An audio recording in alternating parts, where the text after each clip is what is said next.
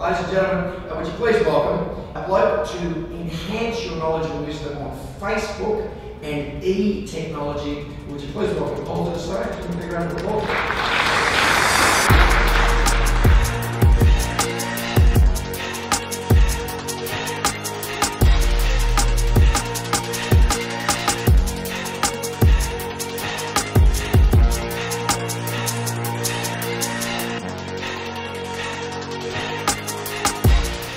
Alrighty, let's do this. Good evening, Internet, what's dolcé? Welcome to today's episode of the vlog. So currently at the Crown Towers in Perth. It just opened. It's super pretty, super fancy. I'm about to do the opening keynote at the Caravan Industry Association Conference for Western Australia 2017. Going to be talking about everything digital marketing, social media marketing, Facebook ads. It's going to be slick. And yeah, rolling deep. Got old mate Max Fairclough on the camera, and the magnificent Tara, who just corrected me earlier. She's the best. Yeah, I'm excited. Let's do this. Or these freak me out, eh? Should we go in once? I don't know. Pink on pink on pink on pink on pink. That Nike ID. It's so nice.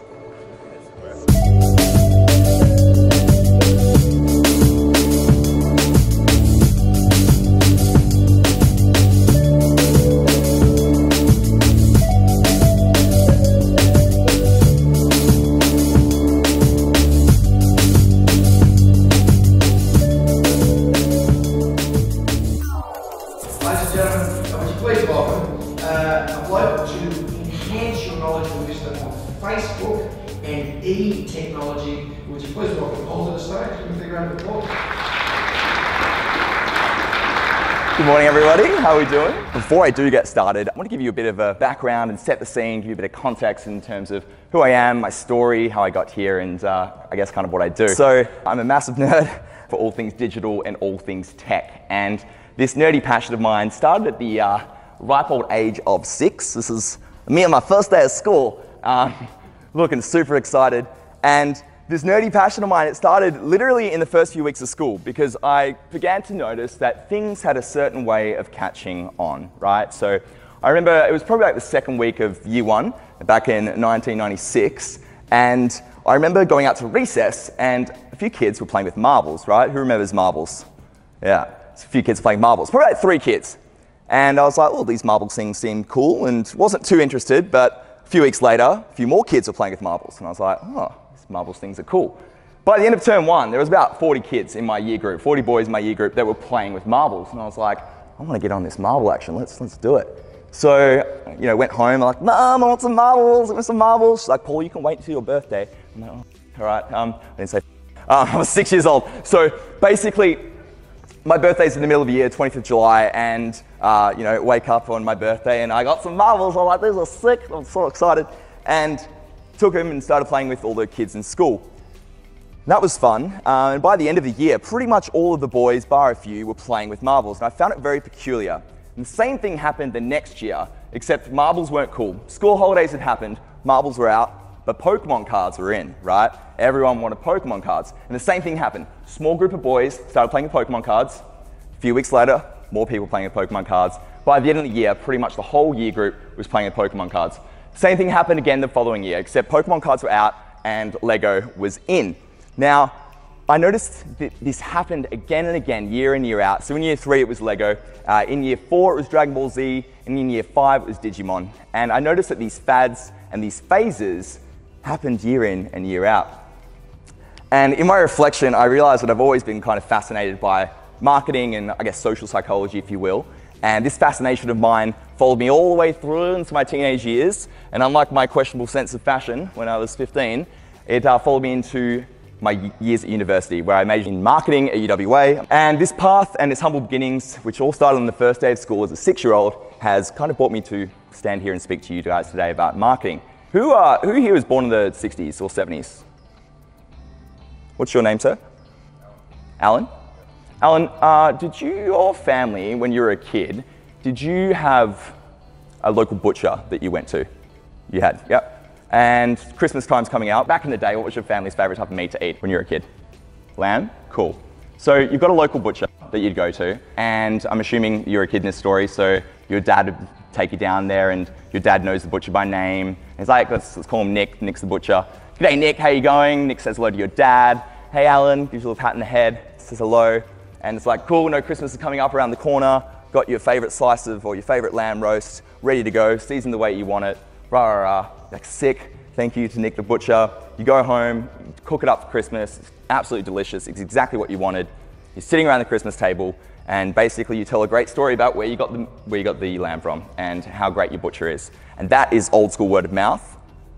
And we can do that in 2017 through word of mouth. And the thing is, the thing that makes that experience so great and the thing that makes it so powerful is that it's just someone being human, right? Someone building a real relationship with their customer, actually caring about what their customer thinks, actually caring about their experience. And we often forget, especially with digital marketing and social media marketing, that even though there's a screen or there's a smartphone in front of us, we can still create those real relationships with our customers and with our audience. One of the biggest questions I get asked by clients is, what kind of content can I create in social? What kind of content is working around my location, for my business, in the hospitality tourism industry? And one of the best, like resounding best pieces of content you can be creating for your business on social right now is location porn. What is location porn? A bit of an example here. This was taken down in Canal Rocks, down south. All we did was we captioned the comment, nothing better than having a natural water park all to yourself. And then we tagged where it was, 10 minutes from where the client's business is, and we tagged the person who took the photo. We didn't create the content, we just DJ'd it, right?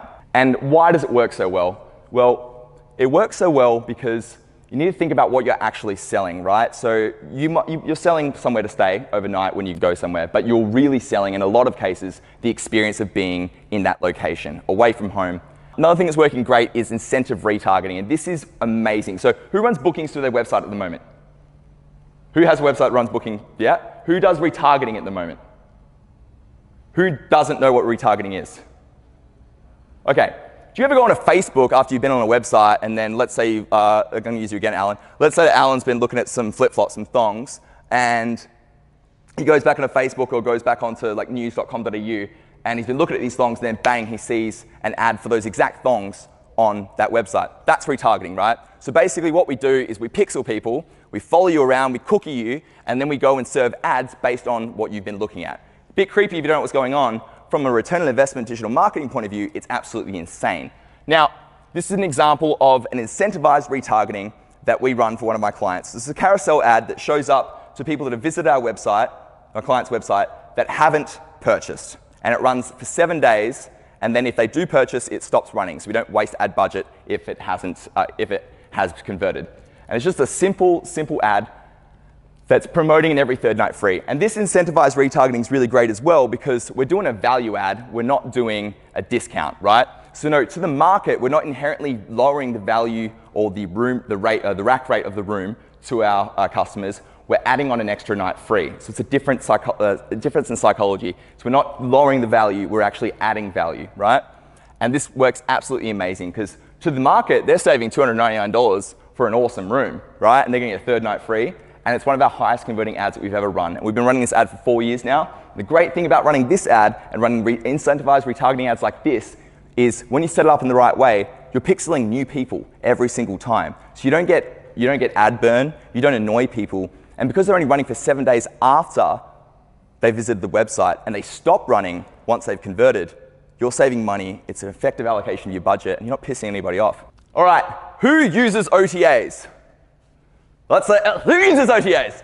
All right, who doesn't like OTAs? Who fucking hates sending, no, seriously, nothing pisses me off more than giving 10 to 20% commission to an OTA. I mean, it's great if you need more business, but that 10 to 20% commission, if you're doing a $2,000, like 5-day, $2,000 piece of business for like one customer, it's like almost $400 if you're paying a 20% commission to What If or TripAdvisor. Like, that's not fun. That's not fun at all. Especially if they are running Google ads against your business's name on mobile and on desktop. Like, you're paying $400 for them to steal your, I mean, they're giving you business, but you're paying $400 for it. And the amount of money they're probably paying for that click, like collectively, let's say they get 10 clicks, average $1 a click, that's 10 bucks. So they're making a $390 net profit off your rooms when you could be playing in that same arena as well. And this is one of my favorite strategies specifically for booking hotels online, and it's something you guys need to be doing. I've been doing it for all my clients in the hospitality tourism industry for the last 5-6 years. The return on investment averages 10x. It's a day, it's a month if we don't get 10x return. And the reason that it's so cost effective is on Google, there's this thing called quality score, right? You've got your TripAdvisors, you've got your what ifs, you've got all your OTAs, and they're bidding on your business's keyword on Google, right? So they're bidding on it and they're raising the price of you to pay, or raising the cost of that AdWords for you to pay on your business brand name keyword. However, Google levels the playing field with its quality score metric, and what that does is it allows you to get way cheaper cost per clicks than what the OTAs get, and also place the very, very, very top above Trivago on Google because it's your business. And if you're doing bookings through your website, then you can get wicked returns on investment that outstrip the 10, 15, 20% commission that you're paying the OTAs. For example, you spend $360 on your Google AdWords media budget every month, and you make $6,000, $7,000, $8,000 worth of revenue. And all that's tracked because you put the pixels, like we were talking about before, you put the pixels on your website. Who's using the booking button? Anyone using the booking button to do their bookings? Or, yeah. So use the booking button, it's super simple. You put the Google, I think you're running Google AdWords as well. Is that, yeah, cool, that's my boy. All right, so basically, you've got the Google AdWords conversion tracking code at the very end of the checkout in the back end of the booking button. And Google knows, dollars and cents. You spent $10.67 advertising this, and you made a return of $460 worth of rooms for that spend. Once you've done that, you can measure against and see, is it worth you competing in the arena with the OTAs? I'm not saying replace what the OTAs are doing, because that will give you a significant amount of business. You may as well take back some of the pie for yourself and get a better return. Thank you. I'll be chilling out there in Morning Tea, so if any of you guys have any questions or want me to explain some of those strategies in more detail, please come up, have a chat, and we'll go from there. Thank you very much. That's it. Them doing all the blogs, we give them products, they're doing their own. Mate, that's it. They'll create the content for you. They get free. Like, that's it, and they post everywhere, and they've got like 200, 500,000, 20,000 followers. That's awesome, right? And even if you get, the thing is, if you can give away free, that's not really costing you too much, right? And you find like a few people that are really passionate about what your business is doing, give them a bit of free, they'll give you a pretty exposure. Right, and you don't even have to ask them to do it, because if you send them something like, hey, what's up, notice you follow us, like, here's some stuff, really appreciate you, stay in the loop, let us know if there's anything we can do to help. Seeing that rocks up. It's the same with the 𝗚𝗢𝗡𝗚𝗏 thing. They're gonna take the photo, be like, they're gonna tag you in the post, and then they're telling their friends about you. That's what you want. It was really good to hear you. Scott, right? Thanks, Scott, I appreciate it. Take care. Let me know if there's anything else I can do for you. Peace, Scott. Woo. Anyways, thank you very much for watching. That's it. Had the best time at the conference. Thank you very much to 𝗖𝗢𝗡𝗚𝗏 for having me. Apart from that, my name is Paul Ramondo. If you're not already subscribed, hit that subscribe button, turn on the bell notification so you get notified when the new vlog comes out. And apart from that, let's cue the explosion, and I will see you next week. Peace.